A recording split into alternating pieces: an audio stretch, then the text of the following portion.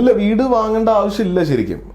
നമ്മൾ വാടക താമസിക്കുന്നത് for some reason again pop culture ഒക്കെ മോശമാക്കി വെച്ചൊരു സാധനമാണ്. അല്ലെങ്കിൽ സൊസൈറ്റിയിൽ അത് അത്ര അപ്രീഷിയേറ്റഡ് അല്ല. അല്ലെ, വാടക വീട്ടിൽ താമസിക്കുമ്പോൾ നമുക്ക് എന്തോ പറ്റാത്തവരാണ്, പൈസ ഇല്ലാഞ്ഞിട്ടാണ്, കഷ്ടപ്പാടാണെന്നുള്ള ഒരു തോന്നലുണ്ട്. അതുകൊണ്ടാണ് എറണാകുളത്തെ വീടെന്ന് പറയുമ്പോഴത്തേക്ക് എന്നോട് രണ്ടാമത് വാടക വീടാണോ?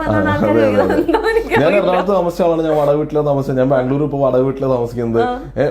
എത്രയോ വീടുകൾ ഉദ്ദേശമുണ്ടോ? ഉടനെയൊന്നുമില്ല. ഇപ്പൊ വേണമെങ്കിൽ 2 വീട് 3 വീടൊക്കെ വെക്കാൻ വേണമെങ്കിൽ വേണ്ടത് വെച്ചിട്ടാണ്.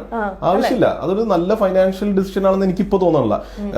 മേ ബി ഞാൻ വീട് വെക്കുക എനിക്ക് ഇങ്ങനെ ഒരു 100 വീടൊക്കെ വെക്കാനുള്ള പൈസയോ അല്ലെങ്കിൽ ഒക്കെ വരുമ്പോ ഇതേ കാര്യമാണ് ഞാൻ പലപ്പോഴും പലരിൽ നിന്നും കേട്ടിട്ടുള്ളത്. എനിക്കതിനകത്ത് എന്താണ് ഇവര് പറയുന്നത്, നമുക്ക് വീട് വേണ്ടേ എന്ന് പലപ്പോഴും ചിന്തിക്കാറുണ്ട്. ഒരു സാധാരണ മലയാളി ചിന്താഗതി. അതെന്താണ്?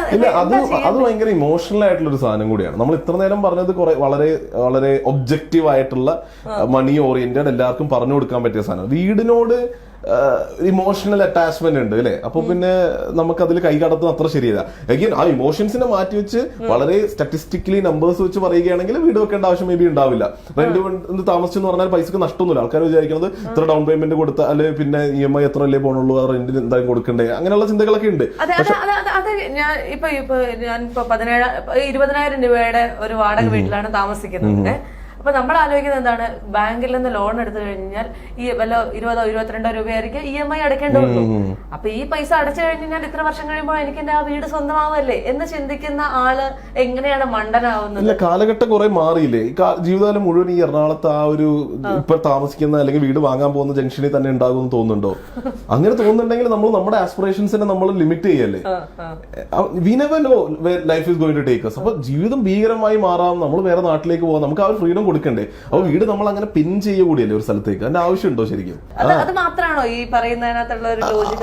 അത് മാത്രമല്ല, ഈ പറയുന്ന പൈസേനെ നമുക്ക് അല്ലാതെ ബുദ്ധിപരമായി വേറെ സംഭവങ്ങളിൽ ഉപയോഗിച്ചാൽ ബെറ്റർ ഗ്രോത്ത് കിട്ടും. വീടിൽ അത് അവിടെ സ്റ്റക്കായി പോവുകയാണ്. വീട് ഒരു അസറ്റ് അല്ല എന്ന് പറയുന്നത് അതിന് ലിക്വിഡേറ്റ് ചെയ്യാൻ പറ്റില്ല.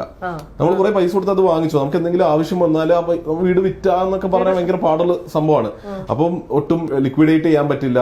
Cash flow ഇങ്ങോട്ടില്ല. ഇൻഫാക്ട് അങ്ങോട്ടേക്ക് അതിനെ മാനേജ് ചെയ്യാൻ അങ്ങോട്ടേക്ക് പൈസ ഇടണം. നമ്മൾ പറയുമ്പോൾ റെന്റ് എന്നൊക്കെ കൂട്ടുള്ളൂ. റെന്റും എന്താ പറയാ EMI കമ്പയർ ചെയ്യും. വീടാവുമ്പോ EMI പുറത്ത് അതിനെ മാനേജ് ചെയ്യാനും അതിനെ നിലനിർത്താനും ഒക്കെ വേറെ കുറെ ചെലവുകൾ. അതിപ്പോ നമ്മുടെ ഫ്ലാറ്റ് ആണെങ്കിലും അല്ലെങ്കിൽ റെന്റ് ആണെങ്കിലും അതിനെ നിലനിർത്താനുള്ള ചെലവുകൾ നമ്മൾ എടുക്കണ്ടേ? അല്ല, വീടിന് റെന്റ് താമസിക്കുമ്പോ ഓണർ ചെയ്തരില്ലേ? എന്തെങ്കിലും പൊട്ടിയാ പിടിച്ചാലൊക്കെ ഓണർ വിളിച്ചാൽ പോലെ ഓണർ ചെയ്തരില്ലേ? ഓണറെ മണ്ടനാക്കാൻ.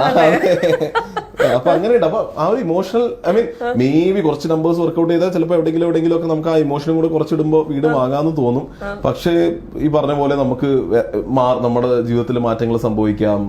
ഇമോഷൻസിനെ മാറ്റി വെച്ചാൽ എനിക്ക് തോന്നുന്നില്ല വീടിന്റെ ആവശ്യം ഉണ്ട്.